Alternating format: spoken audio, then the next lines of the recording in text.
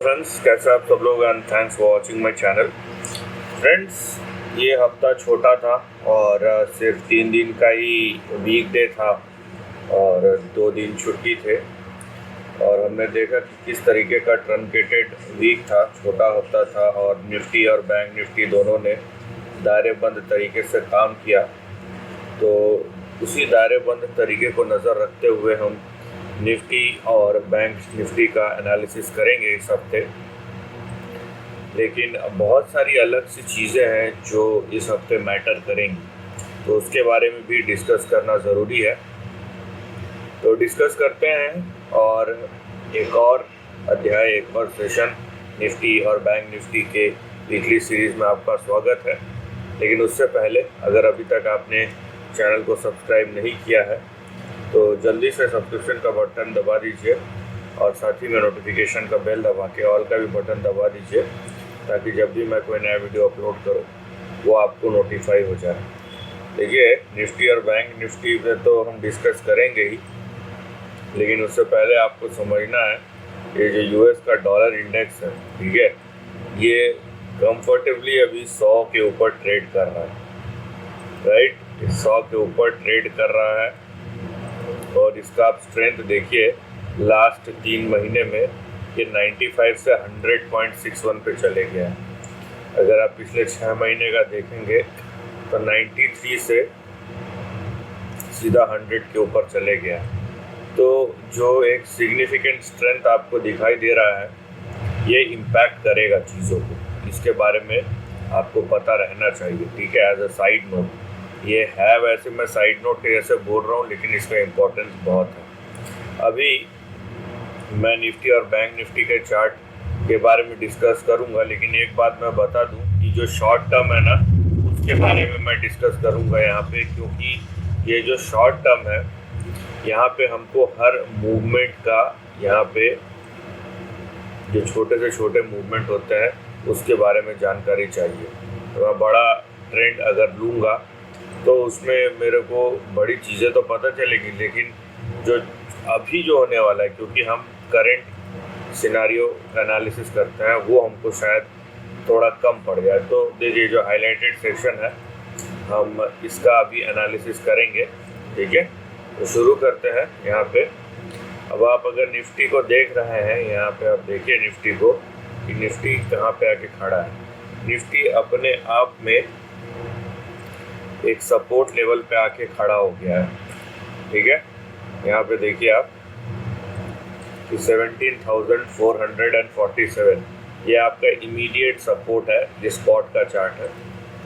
और उसके बाद जो सपोर्ट है वो है 17,362। तो हम सपोर्ट पे आके खड़े हो गए। अगर ये 17,362 या 17,360 के नीचे जाता है तो अगला बड़ा जो सपोर्ट होगा, जो अगला बड़ा सपोर्ट दिखाई देगा आपको, वो दिखाई देगा सीधा 17,000 पे, ठीक है। तो ये चीज़ आपको ध्यान रखना चाहिए। और एक चीज़ और, जो मैंने डॉलर इंडेक्स दिखाया ना, तो आपको ये समझ में आना चाहिए कि अब हर सेक्टर आपको परफॉर्म करके नहीं देगा, हर सेक्टर में आपको परफॉर्मेंस नहीं दिखेगा, ये बात भी आप समझ लीजिए। अभी ऊपर के तरफ 17,600, 17,676 ये दोनों आपके इमीडिएट टारगेट है और इसको पार करना पड़ेगा। अगर इसको पार करता है या जब इसको पार करेगा, तभी आपको अगला टारगेट जो है 17,830 का वो दिखाई देगा। तो फिलहाल आप इस रेंज पे बने रहे। हम सपोर्ट के नज़दीक है, लेकिन सपोर्ट हमारे नज़दीक है या नहीं वो हमें नहीं पता, ठीक है। तो हर एक लेवल यहाँ पे गोइंग फॉरवर्ड ज़रूरी है। नो डाउट विक्स जो है वो थोड़ा कम हो गया है, लेकिन मैं फिर बोलूँगा कि विक्स को बढ़ने और घटने में समय नहीं लगता, राइट। अभी देखिए, अभी हम चलते हैं बैंक निफ्टी की ओर। और बैंक निफ्टी का अगर आप ट्रेंड देखेंगे तो बैंक निफ्टी ठीक है, नो डाउट कि परफॉर्म कर रहा है और बाकियों से निफ्टी से आप देख रहे हैं अच्छा परफॉर्म कर रहा है, क्योंकि निफ्टी को आईटी और मेटल का सपोर्ट नहीं मिल रहा, और खासकर आईटी का सपोर्ट कुछ दिनों से नहीं मिल रहा है, और मेटल का कैसे ऑन ऑफ ट्रेड थोड़ा दिन रहता है, थोड़ा दिन नहीं रहता है। लेकिन बैंक से सपोर्ट मिल रहा है। लेकिन यहाँ पे बात यह है कि अगर यील्ड्स ऊपर जाएंगे, अगर डॉलर इंडेक्स ट्रेंड दिखाएगा, तो बैंक का सपोर्ट कब तक मिलेगा, ये एक सवाल खड़ा हो जाता है।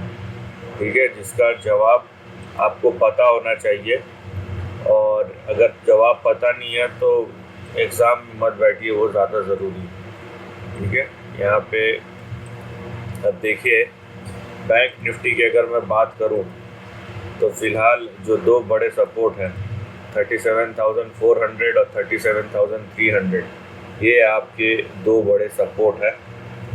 ये अगर टूट गया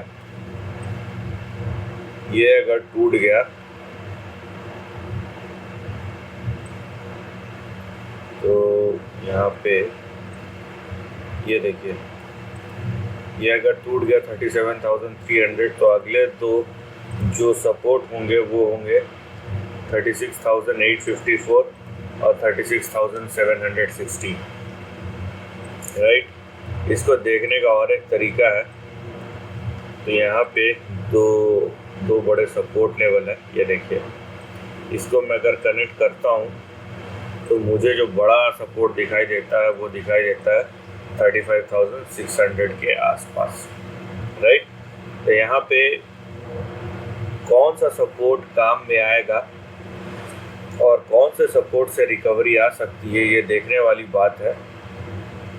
फ़िलहाल जो चीज़ आपको समझना है वो ये है कि बैंक निफ्टी अगर अभी 37,400 के ऊपर खड़ा रहता है तो वो सबसे ज़्यादा महत्वपूर्ण है, और वो अगर 37,400 के ऊपर खड़ा रहता है तो ही हम आने वाले समय में 37,943 और 38,000, और उसके ऊपर गया तो यहाँ पे देखिए 38,600 से लेके 38,700 750 तक देख सकते हैं।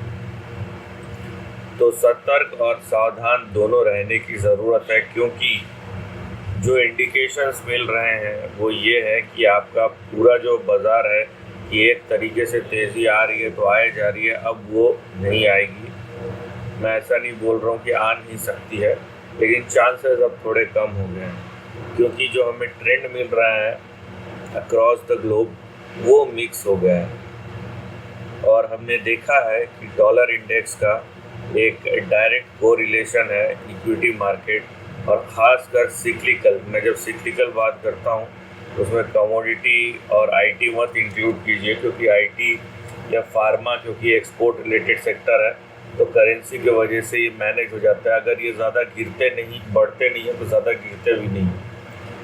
ठीक है, और बाकी आपके फाइनेंस, आपका ऑटो, आपका इंडस्ट्रियल्स, ये सब पे इम्पैक्ट आता है इंटरेस्ट रेट बढ़ने का। राइट, और ये चीज़ देखते हुए निफ्टी या बैंक निफ्टी किस तरीके से काम करेगा ये देखने वाली बात है, क्योंकि निफ्टी के पास सेक्टोरल सपोर्ट है जो बैंक निफ्टी के पास नहीं है। राइट, सो ये थोड़ा सा आपको ध्यान रखना है। अगले हफ्ते थिंग्स कैन बी चैलेंजिंग, जैसा अभी इंडिकेशन हो रहा है। अगर ये बदलता है, सपोर्ट पे रुक जाता है निफ्टी और बैंक निफ्टी में, तब मैंने ऊपर के लेवल्स भी आपको बताएं। So this is the end of the video. Thanks for watching.